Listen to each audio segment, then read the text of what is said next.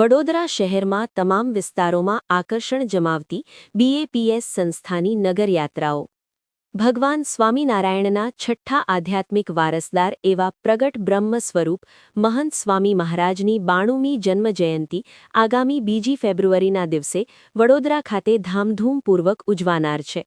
આ મહોત્સવના પડઘમ રૂપે આજે સાંજે વડોદરા શહેરના વિવિધ વિસ્તારો જેમ કે પૂર્વ વિસ્તારમાં વૃંદાવન 4 રસ્તા સ્થિત BAPS મંદિરથી, પશ્ચિમ વિસ્તારમાં સેવાસી ગામ પાસે પ્રિયા ટોકીઝ નજીકથી, તો ઉત્તર વિસ્તારમાં છાણી ગામથી દક્ષિણ વિસ્તારમાં માણેજા ગાયત્રીનગર સોસાયટી સુધીના કુલ 25 સ્થળોએ એક સાથે બપોરના 4 વાગે તમામ સ્થળોએ પૂજ્ય સંતો સહ મહાનુભાવોએ આ નગરયાત્રાઓને મંત્રોચ્ચાર કરી ધ્વજ લહેરાવી પ્રસ્થાન કરાવ્યું હતું।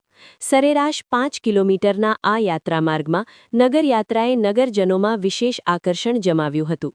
3 નયનરમ્ય સુશોભિત કલાત્મક રથ, જેમાં એકમાં પ્રભુ પ્રતિમાઓ, એક રથમાં પૂજ્ય મહંત સ્વામી મહારાજની ચિત્ર પ્રતિમા હતી, એક સમાન ગણવેશરૂપી સાડી પરિધાન કરેલી મહિલાઓ, બાંધણી ધારણ કરેલ કળશધારી યુવતીઓ અને ચણિયાચોળીમાં શોભતી બાલિકાઓ સહ 50 જેટલા દ્વિચક્રીય વાહનો પર સવાર કિશોરીઓની આગળ સંગીતની સુરાવલી વહાવતી ભજન મંડળીઓ સાથે, શ્વેતાંબરી વસ્ત્રમાં શોભતા પુરુષ વર્ગ સાથે, એક સમાન ટી-શર્ટ ધારણ કરેલ યુવાનો સાથે, બાઇક સવાર 50 જેટલા યુવાનો સહ પ્રત્યેક નગરયાત્રામાં સંમિલિત 500થી વધુ ભાવિક ભક્તોએ મહંત સ્વામી મહારાજની 92 જન્મ જયંતિ મહોત્સવ નિમિત્તે ભવ્ય ઉદ્ઘોષ કરી ગુરુભક્તિ અર્ધ્ય અર્પણ કર્યું હતું। છઠ્ઠા આધ્યાત્મિક વારસદાર અને BAPS સંસ્થાના અધ્યક્ષ એવા પ્રગટ બ્રહ્મ સ્વરૂપ મહંત સ્વામી મહારાજ એમની 92મી જન્મ જયંતિ વડોદરાના આંગણે 2 ફેબ્રુઆરી 2026ના દિવસે ઉજવવાની છે।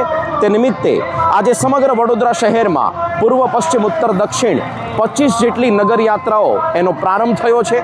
આ તમામ નગરયાત્રાઓનો પ્રારંભ સાંજે 4 વાગે સંતો અને મહાનુભાવોના હસ્તે વૈદિક મંત્રોચ્ચાર વિધિ અને ઝંડા ફરકાવીને થઈ। પ્રત્યેક નગરયાત્રાની અંદર 500 જેટલા હરિભક્તો જોડાયા છે, જેમાં એક સરખા ગણવેશધારી ભાઈઓ અને બહેનો અને પ્રત્યેક નગરયાત્રામાં 100 જેટલા બાઇક્સ ઉપર યુવકો અને યુવતીઓ પણ સાથે સાથે બધા જોડાયા છે।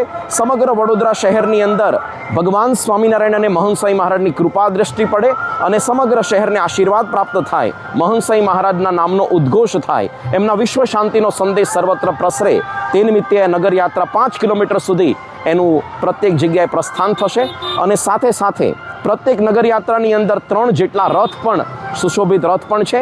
સંગીતની સુરાવલીઓ સાથે આ બધી નગરયાત્રાનો પ્રારંભ થયો છે।